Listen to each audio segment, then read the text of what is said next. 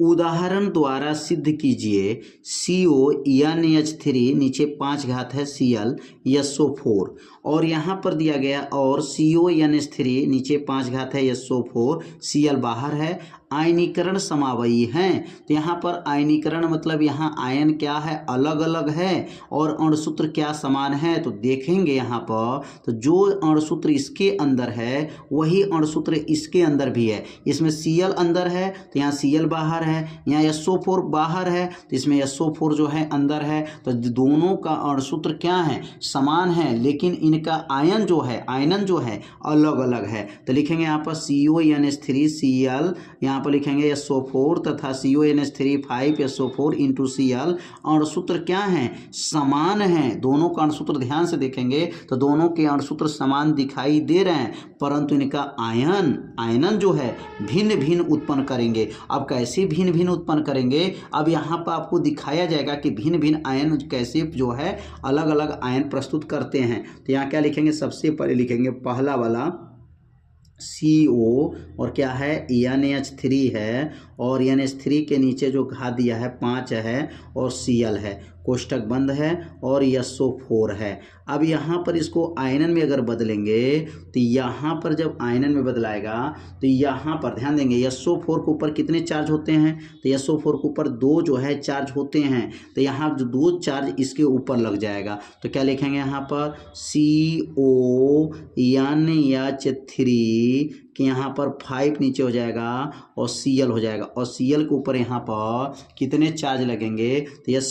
SO4 के ऊपर 2 charge होते हैं इसलिए यहाँ पर +2 चार्ज चला जाएगा और यहाँ पर जब 2 चार्ज चला जाएगा तो यहाँ क्या बचेगा SO4 और SO4 के ऊपर क्या लिखेंगे यहाँ पर +SO4 के ऊपर डबल माइनस हो जाएगा। ध्यान देंगे यहाँ पर प्लस चार्ज होगा पहले वाला पर और दूसरे वाला पर माइनस चार्ज होता है। तो यहाँ पे समझ में आ गया, +2 चार्ज यहाँ पर -2 चार्ज हुआ। तो यहाँ पर पहला वाला तो हम लोग आयन बना लिए। अब दूसरे वाला को जो आयन समझेंगे कि दूसरे वाला का आयन क्या बनेगा। अभी दूसरे वाला को आयन को समझेंगे कि दूसरा वाला आयन क्या प्रस्तुत करेगा, ये बार समझ लेते हैं। अब दूसरे वाला को समझेंगे तो दूसरे वाला का अगर बनाते हैं तो क्या बनेगा, यहाँ पर CO और क्या है NH3 है और नीचे 5 घात है SO4 और बाहर Cl है। तो बताइए Cl के ऊपर चार्ज कितना होता है, तो Cl के ऊपर 1 चार्ज होता है। जब 1 चार्ज रहेगा तो क्या बनेगा यहाँ पर CONH3